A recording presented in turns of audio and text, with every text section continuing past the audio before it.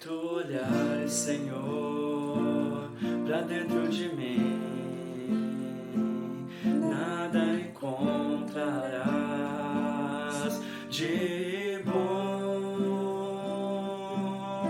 mas um desejo eu tenho de ser transformado.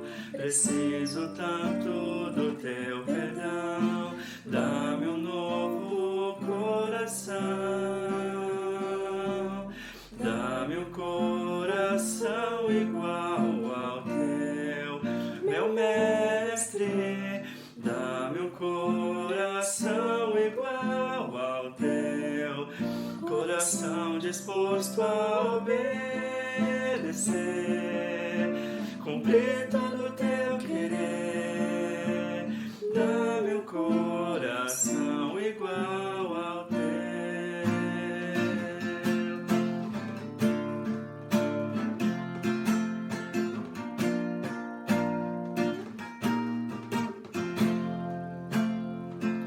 Se tu olhares, Senhor, pra dentro de mim, nada encontrarás de bom, mas um desejo eu tenho de ser transformado. Preciso tanto do teu perdão, dá-me um novo coração, dá-me um coração igual ao teu, meu mestre. Dá-me um coração igual ao teu, coração disposto a obedecer, cumprir todo o teu querer. Dá-me um coração igual ao teu,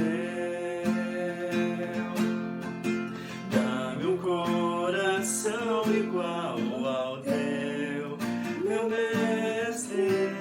Dá-me um coração igual ao teu, coração disposto a obedecer, cumprir todo o teu querer. Dá-me um coração igual ao teu. Ensina-me a amar o meu irmão, a olhar com os teus olhos, perdoar com teu perdão. Enche-me com teu Espírito, endireita os meus caminhos. Ó Deus, dá-me um novo coração. Enche-me com teu Espírito, endireita os meus caminhos. Ó Deus, dá-me um novo coração. Dá-me um coração igual ao teu, meu mestre. Dá-me um coração igual ao teu, coração disposto a obedecer, cumprir todo o teu querer. Dá-me um coração igual ao teu,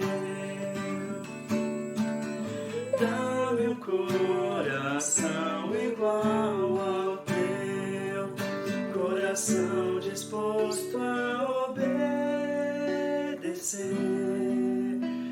cumprir todo o teu querer. Dá-me um coração igual ao teu.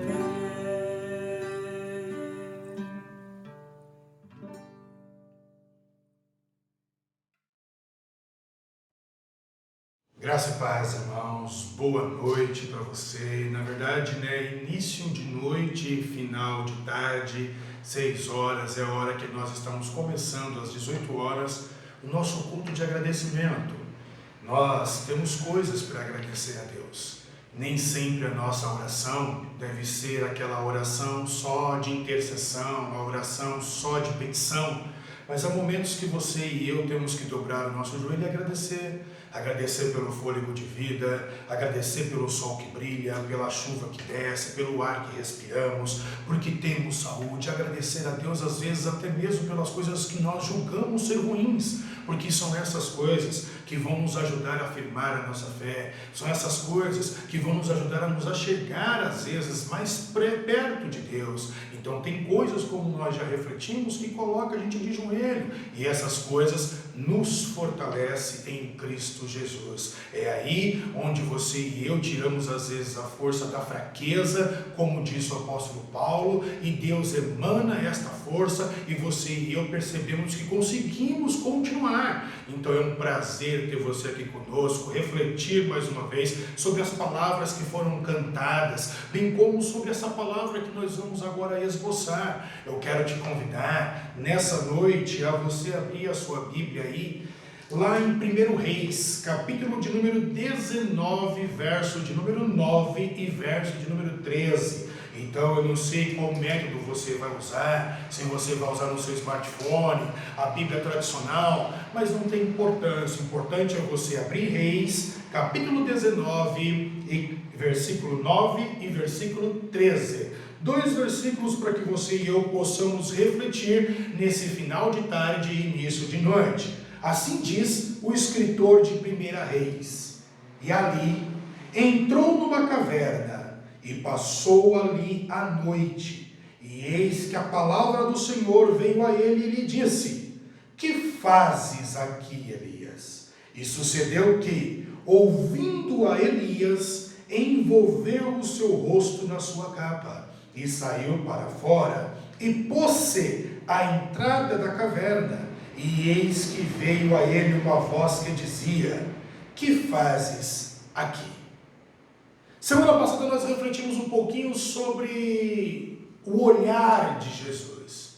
E vimos que Deus é uma pessoa, e Deus é relação, Deus é relacional. Enquanto ele resolve criar a raça humana, ele cria a raça humana seres relacionais, a sua imagem, a sua semelhança. Ora, se Deus é relação, logo a sua imagem e semelhança também vai ser relação. E nas relações que nós temos, nós colocamos os nossos sentidos. Outrora colocamos a nossa visão, outrora colocamos a nossa audição, e em outros momentos vamos colocar o nosso toque, bem como nós vamos colocar também nas nossas relações a nossa voz, a nossa fala. E a voz e a fala é de fundamental importância das relações. Por quê? Porque é através dela, ou por meio dela, que você e eu mais nos comunicamos nas nossas relações. Por isso, nós vamos encontrar Siloé Almeida dizendo que a comunicação,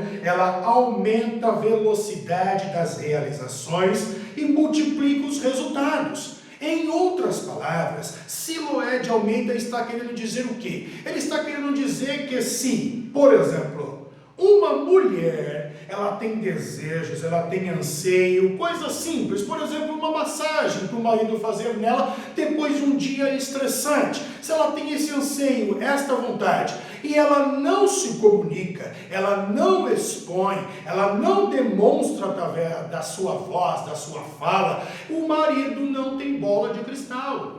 O marido não tem como saber. Então, para antecipar as realizações, para fazer com que aqueles seus desejos sejam concretizados, Siloé de Almeida, então, ele diz que a comunicação aumenta a velocidade das realizações e multiplica os resultados. Por isso que a voz, a fala é de suma importância em um relacionamento. Porém, quando falamos de voz, quando falamos de fala, nós vamos ver que a voz, a fala, ela fala muito de quem nós somos.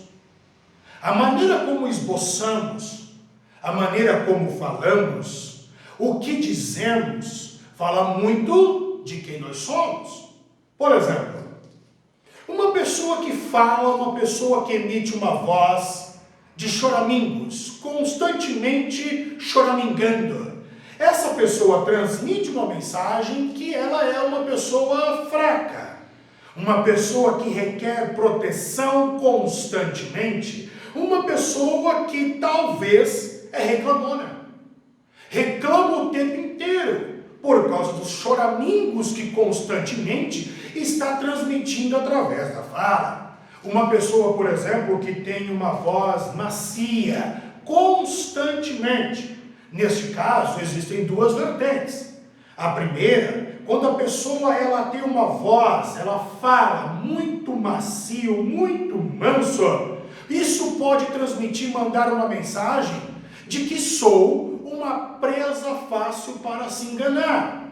Em contrapartida, a segunda vertente é que a pessoa que fala muito manso, tem uma voz muito macia, ela pode estar escondendo o que de fato é. Por exemplo, uma pessoa manipuladora. Uma pessoa manipuladora pode usar a artimanha de falar muito macio para poder fazer com que aquele que está lhe ouvindo faça o que ele, de certa forma, tem desejo ou que lhe apraz. Então pode usar esse subterfúgio para manipular pessoas. Bem como, quando você e eu nós falamos, quando você e eu emitimos a voz, ela também transmite o que nós estamos sentindo no nosso interior. Por exemplo, é praticamente impossível uma pessoa que está feliz, uma pessoa que está contente, ela chegar perto de você e falar assim: nossa, como eu estou contente. Olha a felicidade que eu estou. A pessoa quando tem felicidade, a pessoa quando está alegre, ela esboça isso através do seu linguajar, ela esboça isso através da sua fala, ela vai exteriorizar aquilo que de fato ela está sentindo dentro dela. Logo, se ela está contente, se ela está feliz, se ela está alegre, ela vai chegar e emanar essa alegria. Aí as pessoas vão perceber e vão falar: nossa, você hoje está diferente. Hoje eu estou muito alegre. Hoje eu estou contente, acordei de bem para a vida, sabe? Eu estou muito feliz, porque ela consegue emanar, através da fala, das suas atitudes, o que de fato há dentro dela. E se nós ainda analisarmos a questão da fala, a questão da voz, nós vamos ver que ela também transmite autoridade. Mostra o seu nível de autoridade, o quanto você sabe sobre o assunto.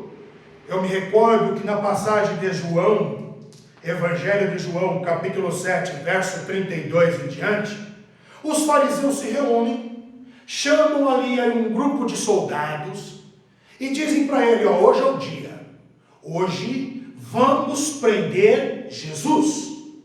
Ah é? E onde que ele está? Eu ouvi dizer que ele está na sinagoga, estava na praça X, agora foi para a sinagoga Y. Então vai prender e traga-o para mim. Os fariseus dizem isso para os soldados. Os soldados dizem assim: mas cadê o ofício, o mandato de prisão? Não, está aqui, pode levar. Os soldados saem e vão em direção até onde Jesus se encontrava, até onde Jesus está. Quando eles chegam, eles não chegam causando alvoroço. Eles chegam na surdina, eles vão se misturando ali com aquele grupo de pessoas que estavam ouvindo Jesus, e eles então ouvem Jesus terminar o seu discurso. Jesus estava palestrando, Jesus estava discursando, Jesus estava pregando, e eles continuam ouvindo Jesus terminar o seu discurso. Eles não querem causar alvoroço, não querem causar escândalo, tumulto. Então eles esperam, e Jesus começa a falar. Jesus termina. A multidão é dispersa, a multidão volta para o seu domicílio, volta para as suas casas, e os soldados ficaram olhando um para o outro, olham para Jesus e resolvem voltar para falar com o fariseu sem Jesus. Quando chegam lá, os fariseus olham: nossa, já voltaram? E eles dizem sim. E aí eles perguntam: mas cadê Jesus? E aí um olha para o outro olha para um, e eles dizem, não trouxemos. Os fariseus irritados dizem, como assim? Não trouxeram Jesus. Aí no verso 46 de João 7, um dos soldados se prontifica e diz, não podemos trazê-lo, porque nunca homem algum falou assim como este homem, com autoridade. Em quantas outras palavras nós vamos encontrar, quantas outras passagens, nós vamos encontrar as pessoas estupefatas, vendo Jesus. Não é esse o carpinteiro? Não é esse o filho de Maria e José? Seus irmãos e irmãs não estão conosco, mas ele ensina diferente, ele fala diferente, ele tem autoridade, ele passa credibilidade. Então, quando falamos, quando esboçamos, quando transmitimos a nossa voz, ela pode também denotar e demonstrar o nível de autoridade que temos. E é isso que nós estamos vendo nesses dois versículos de Reis, capítulo 19, verso 9, verso 13. Deus está falando, assim como Deus olha e faz a diferença, Deus fala e faz a diferença. E a Bíblia, ela é repleta de passagens que mostra Deus falando. E nessa passagem em específico, ele fala com Elias. E quem é o Elias para mim, Rodrigo? Elias para mim, Rodrigo, é o top dos tops. Para mim, Elias está no topo dos heróis da fé aqui na Bíblia Sagrada. Se existe uma pessoa, uma figura, um personagem que quer passar horas conversando, abraçando, trocando uma ideia, quando chegarmos ao céu, é Elias. Elias é um herói para mim. Ele fez muitos milagres. Fez fogo cair do céu várias vezes. É ele o camarada que diz que uma nuvem do tamanho de uma mão vai provocar uma chuvarada. É ele o responsável por fazer inúmeros milagres, inclusive ressuscitar uma pessoa. Porém, esse Elias também é um cara que não enfrentou a morte. Ele foi trasladado, ele foi arrebatado. Era um cara ousado, que culpava Acabe e não mandava recado. Ele falava o que tinha que falar na cara do rei. E o rei era a maior autoridade que se tinha naquele momento, que se tinha naquele contexto, que se tinha naquela época. E Elias aturava ele, Elias falava com ele, Elias era ousado, tão ousado que parece que Elias é um pouco meio que soberbo. Tanto que às vezes ele virava para Deus e dizia, só eu fiquei, Deus. Não tem mais ninguém que te sirva em Israel. Só eu sou zeloso pela tua palavra. A casa de Israel te abandonou. Parece que Elias, ele é até um pouco meio que soberbo, um pouco meio que arrogante, mas é o profeta que desafiou 850 profetas de outros deuses, de outras nações. 450 de Baal e 400 de Azerá. Mas em um determinado momento do seu contexto de vida, a rainha Jezabel, esposa do rei Acabe, ela profere apenas uma frase que chega aos ouvidos de Elias e o desmorona. Em 1 Reis, capítulo 19, verso 2 e verso 3, Jezabel diz, assim me façam os deuses, e outro tanto, se de certo amanhã, a estas horas, não puser a tua vida como a de um deles. Elias teve medo e se levantou e escapou com vida. E esse é Elias, esse grande homem que por causa desta fala, perde o chão, fica com medo e passa a dar indícios de depressão. Por exemplo, em 1 Reis 19, verso 3, ele tem medo. Neste mesmo versículo, além do medo que ele tem e passa a fugir, ele deixa o seu servo, o seu companheiro de viagem, o seu companheiro de missão, o seu discípulo em uma determinada cidade. A ideia de deixar o seu discípulo naquela cidade é a ideia de ficar sozinho. é a ideia de não querer companhia, é a ideia de não querer dar explicações, é a ideia de não querer conversar, indícios de depressão.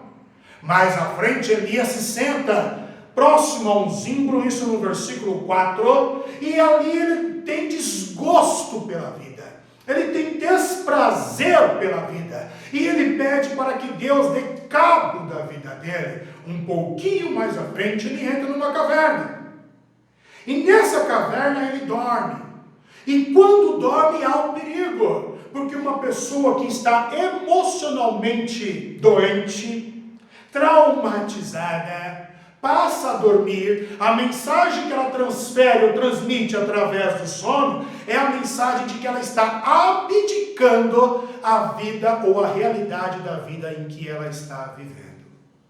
A mensagem que ela transmite é que ela está rejeitando a vida proposta ou o problema instaurado naquele contexto em que ela está vivendo. E aquele problema está lhe causando dor, está lhe causando pesar. E eu não quero viver isso, eu rejeito isso, por isso durmo para passar mais rápido o tempo, para estar mais próximo do fim do problema e quem sabe mais próximo do fim da minha vida, que eu não encontro mais prazer. É isso que significa o sono. E nós vamos ver então que a voz de Deus entra em cena. Entra no caos de Elias. E Deus começa a bater um papo fazendo apenas uma única pergunta: que fazes aqui, Elias? Deus começa o início de uma terapia. Deus se torna um psicólogo agora, um psiquiatra agora, e ele então pergunta para que Elias viesse desabafar, viesse tirar o peso que estava dentro dele e colocar sobre Jesus, sobre Deus. Esta única pergunta que Deus faz é para fazer com que Elias ele passe a conversar e tirar o peso de dentro de si e compartilhar aquele peso. E a pergunta é simples: que fazes aqui, Elias? Esta pergunta simples, nas entrelinhas, me fala muita coisa. Porque quando Deus diz, quando Deus fala, quando Deus emite a voz, que fazes aqui, Elias? Dá a entender que Deus estava na caverna quando Elias chegou. Mas a Bíblia diz, segundo Salomão, que Deus não habita em templos feitos por mãos de homem. O que dizer então de uma caverna? Agora, o que eu percebo é que quando Deus fala, o que fazes aqui, Elias? Deus ao mesmo tempo inicia uma terapia com Elias, mas também demonstra para ele que estava com ele. Porque segundo a Bíblia, Deus habita no seu povo. Segundo a Bíblia, Deus habita nos seus filhos. Então dá a entender que quando Elias entrou na caverna, Deus entrou com ele. Todo o percurso de Elias, Deus estava com ele. Mas o medo, a dor, o caos emocional que Elias estava vivendo não permitiu ele perceber a presença de Deus. Então Deus inicia uma conversa onde Elias chega, Deus chega. Elias saiu, Deus saiu junto com Elias. Então quando Deus pergunta: o que estás fazendo aqui, Elias? Aquela simples pergunta revigorou Elias, o fortaleceu de novo, tirou o peso de suas costas. E é isso que acontece quando Deus fala. Quando Deus fala, o caos que está imperando, ele é destronado. Quando Deus fala, a morte passa a dar lugar à vida. É isso que o profeta Isaías escreveu no capítulo 55, verso 11. Assim será a minha palavra, a palavra que sair da minha boca, ela não voltará para mim vazia, antes fará o que me apraz e prosperará naquilo para que a enviei. Deus fala, Deus emite a sua voz, E eu me recordo então de um fato bíblico, histórico, logo no começo de tudo, no início. E eu queria que você voltasse comigo e refletisse comigo e fôssemos agora lá para Gênesis. Capítulo de número 1, verso de número 2. O escritor de Gênesis diz: a terra era sem forma e vazia. Em outras palavras, a terra era um caos. No início havia deformidade. No início havia desarmonia. No início havia o que era feio. No início havia a bagunça. No início havia trevas. No início havia caos. Mas neste caos, nessa bagunça, neste feio, nessas trevas, uma voz se é ouvida. E se ouve então na eternidade: haja. E quando esta voz é emitida, o que era feio passa a ser belo e bonito e bom, agradável.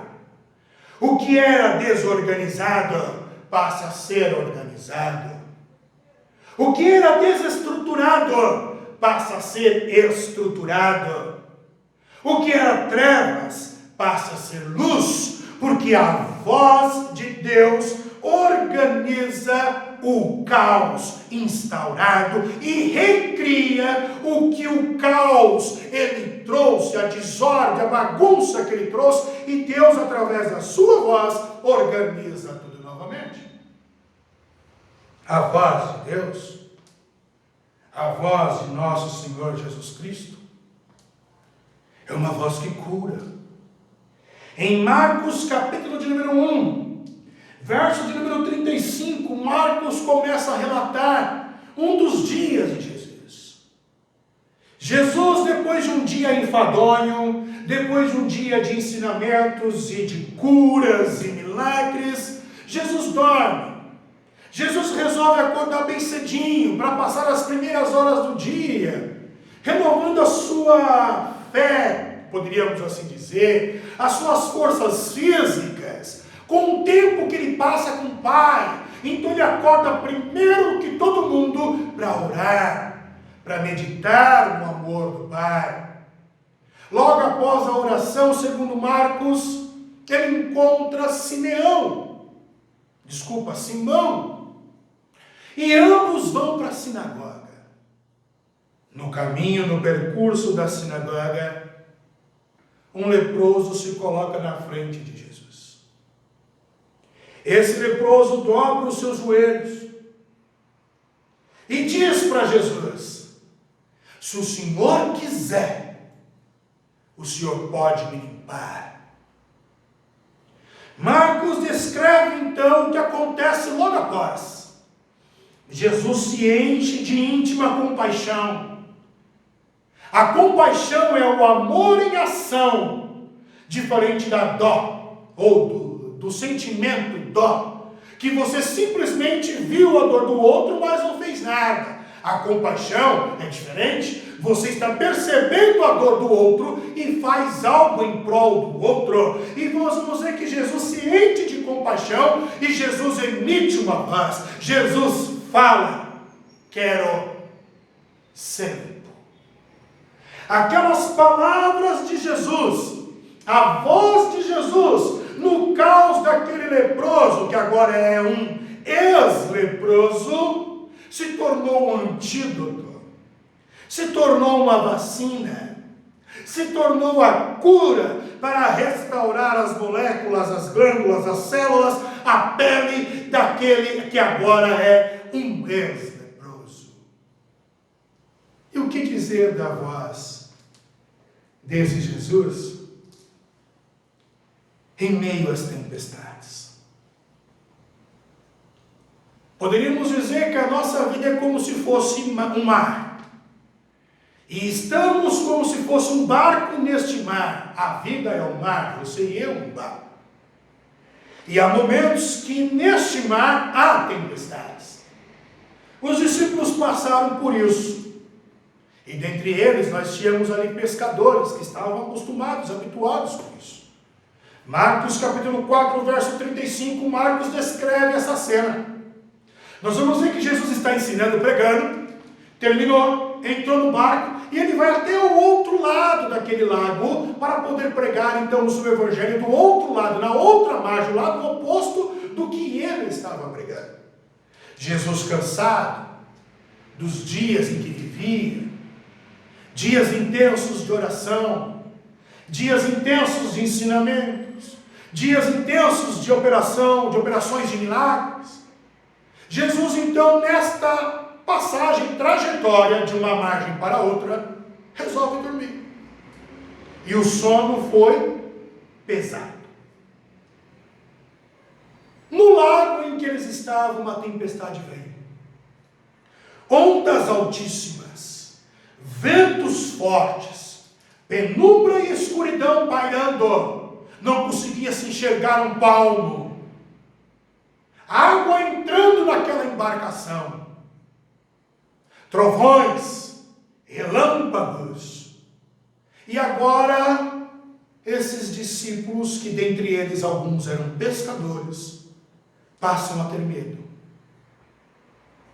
Passam a ter pavor. Passam a ficar preocupados, com receio daquela embarcação quebrar. E eles olham para Jesus, e Jesus dormiu. Um sono pesado. Um deles chega perto de Jesus e diz: Mestre, não se te dá que morramos? Não se te dá que pereçamos? Jesus abre os olhos, tenta entender o que está acontecendo, senta, olha para o cenário, vê os discípulos, os outros tudo apavorado, caiu a ficha do que aquele estava pedindo, e quem sabe Jesus levanta, e quem sabe Jesus canta. As ondas atendem ao meu mandar, sossegai. Seja o encapelado mar, a ira dos homens, o gênio do mal, tais águas não podem naufragar, que leva o Senhor, Rei dos céus e mar. Pois todos ouvem o meu mandar, sossegai, sossegai, convosco estou para vos salvar, sim, sossegai. Jesus vira para um dos pontos do céu, quem sabe, ou do mar, quem sabe, e diz: cala-te, mar, aquieta-te, vento. E na mesma hora, segundo Marcos, no verso 39, o mar se aquietou, o vento se tornou em brisa. E aqueles discípulos que agora estavam com medo do mar, dos aspectos geográficos, olham para Jesus e deixam de ter medo e passam a ter temor. Quem é este que até o mar, os ventos, lhe obedecem? Essa é a voz de Deus. A voz que muda o caos na sua vida. Deus fala. E talvez na tua vida haja um caos, haja uma tempestade, haja uma doença, não importa se física, emocional, psicológica, sentimental, da alma, não sei, você pode dar a nomenclatura que você quiser, mas Deus fala. E além dos problemas e do o caos que você e eu estamos vivendo, a Covid-19, o pandemônio social, a suspeita de um lockdown, o receio, o medo do desemprego, o aspecto financeiro, um problema socioeconômico, cultural e político que nós estamos vivendo, que está assolando o mundo, principalmente o mundo chamado Brasil. E além dessas tempestades, desses problemas, há também as tempestades, o caos dentro de casa, no labirinto da nossa mente. Mas em todas elas, Deus é Senhor. E o que eu gostaria que você nesta hora fizesse comigo é orar e pedir para que Deus mande apenas uma palavra para que esta situação, este caos, seja revertido na tua, na minha, na nossa vida, no povo brasileiro. Queria que você fechasse seus olhos e orasse comigo. Pai Santo, como é bom poder ouvir a Tua palavra e saber que o Senhor está conosco, que o Senhor nos consola. Pai Santo, pedimos ao Senhor humildemente, contempla a nossa dor, contempla o nosso problema, as dores e os problemas na alma, pessoas que perderam o gosto pela vida, querem dar cabo da sua vida. Mande uma palavra que ela se sinta amada. As pessoas que perderam seus empregos, que têm receios financeiros, mande a Tua palavra. Mande a Tua palavra sobre o nosso Brasil. Mande a Tua palavra sobre o nosso São Paulo. Mande a Tua palavra sobre a mente psicológica de cada um que nos assiste. Mande a Tua palavra sobre a família do povo brasileiro, sobre a minha família, sobre o nosso caos, sobre a nossa tempestade. Mande a Tua palavra, imita a Tua voz e traga bonança, traga paz. No nome de Jesus. Colocamos as nossas ansiedades, os nossos medos nas Tuas mãos e pedimos ao Senhor, mande uma palavra, no nome de Jesus. Gosto da expressão de Jesus em Lucas 4, verso 4, quando ele diz que não, nem só de pão viverá o homem, mas de toda palavra que sai da boca de Deus. Você pode ser esta palavra de Deus para o teu parente. Você pode ser estas palavras de fé, de esperança, de consolo para aquele que não encontra mais prazer na vida. Você pode ser essa palavra de Deus para uma pessoa que está passando em tempestade. Que Deus vos abençoe grandemente, te encha de graça, de paz, e que você ouça a voz desse Deus, e que você clame para que Ele imita essa voz, e que você se permita ser a voz de Deus para outras pessoas. Deus os abençoe.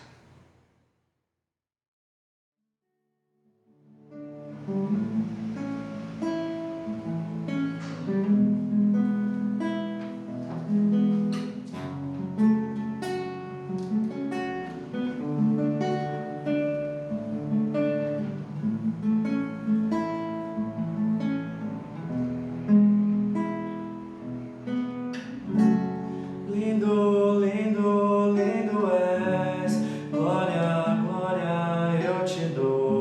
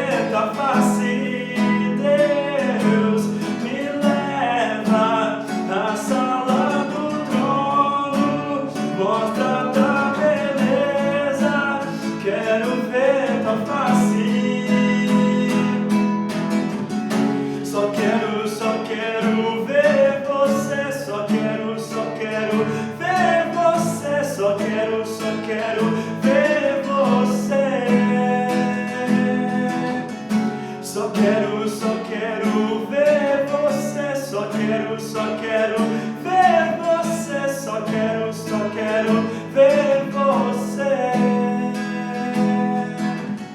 Só quero ver você, só quero ver você, só quero ver você.